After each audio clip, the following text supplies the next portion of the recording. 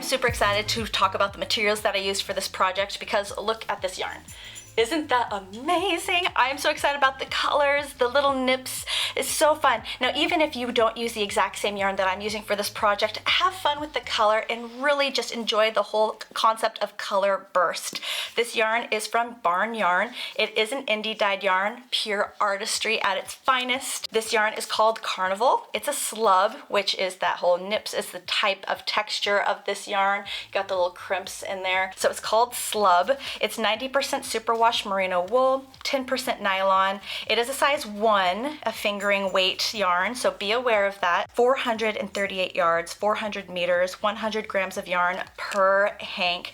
It is a hank, so we're going to want to convert it to a cake before we begin to make the transition into making a project smooth and so much fun, so much easier. And this is a 1 hank project. Yes! So if you do want to invest in something that is a Indy-Dyed yarn, more artistic, maybe a little more pricey, just rest assured that this is a 1 project or a 1 skein project, so you don't have to go break the bank and buy a bunch of material. The crochet hook I'm using is an F5 or 3.75 millimeter crochet hook to complement and go with that super thin yarn. It makes for a really nice kind of like stretchy, comfortable feel of this project. The materials are just the scissors and a yarn needle to weave in those ends. Other than that, that's all you need, guys. Go ahead and gather your materials. I'll have links in the description section below, and let's get started.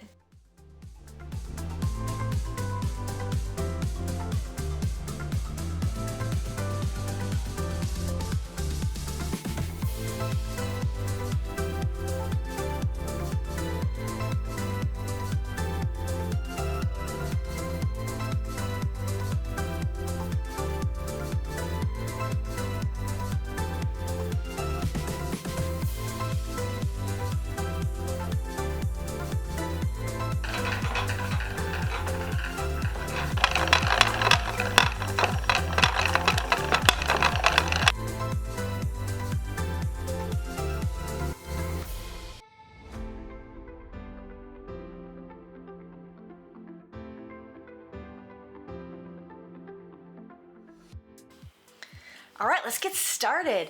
We're gonna begin by chaining 110 chains. I know, it sounds like a lot. We're basically going to be making the whole bottom portion of this cowl, working from the bottom up.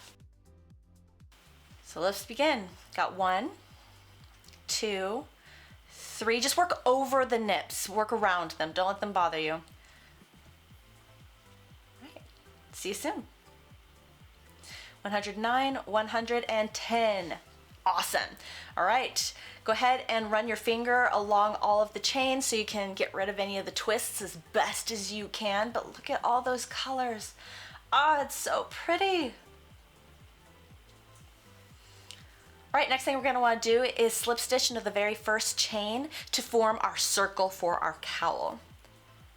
We are now set up for round 1. Round 1, we're gonna just chain 1 and make 1 half double crochet stitch in every chain all the way around, even that very first chain that we just slip stitched into to close the circle. So you should end round 1 with a total of 110 half double crochet stitches.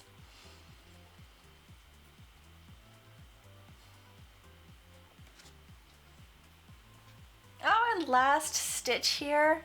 It can be a little tricky to find that last stitch, but you got it. Great. Okay, first, before we slip stitch to close this round, this is very important. Run your finger across the entire extent of this base, making sure you get rid of any twists. This is vital, super important. Once you know the twists are all gone, slip stitch into the very first stitch just to close round 1. And now we are set up. Round 2, we're going to begin by chaining 2. This does count as a stitch. Front post double crochet around the first stitch. Oh, just kind of pull that nip back, don't worry about it. Back post double crochet around the next stitch. And that is the repeat pattern for round 2. We're going to front post double crochet,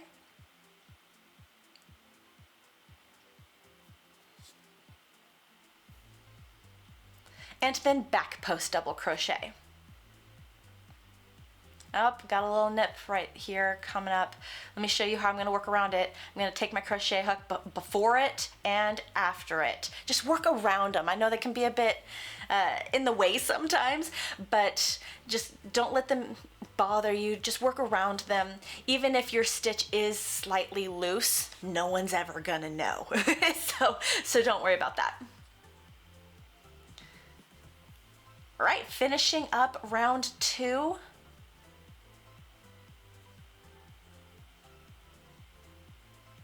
There we go, awesome. Okay, and oh, that was the last stitch. So what I'm gonna do now is I'm gonna slip stitch into the second chain of my beginning chain 2 to close round 2. Awesome. And this is what it looks like. Check out all those colors. Look at the texture. Those nips are so cool. Oh my gosh, I'm loving this.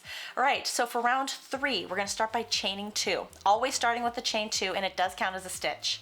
Front post double crochet around each front post double crochet, and back post double crochet around each back post double crochet.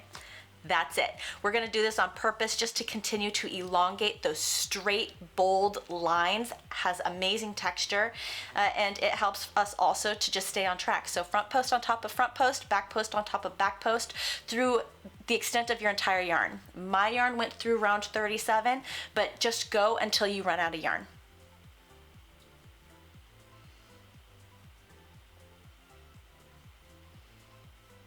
Last round here, finishing up the cowl. Last stitch.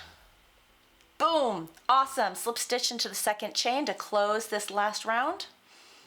And you're done. Check that out. Oh my gosh, I love it so much. And look how much little yarn is left. I honestly tried to make another round after this and it didn't work. So I knew this was my last round. Grab your scissors, cut a tail long enough for you to weave in those ends. Now this yarn is going to be a bit fragile, so make a loop big enough and slowly guide your yarn through that loop.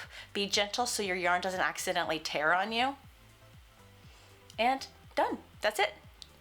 The work is complete, you've tied it off. Now grab your yarn needle and weave in your ends, and that's it, and then you're done. Weave in the beginning as well, and this is what it looks like. Oh, it's stretchy, it's so incredibly comfortable. Honestly, I am so excited about this cowl. Now let's try it on. Generally speaking, I don't wear a lot of cowls or scarves, but this cowl is so incredibly comfortable. I think it might be my favorite thing in my closet all winter. I hope you like it.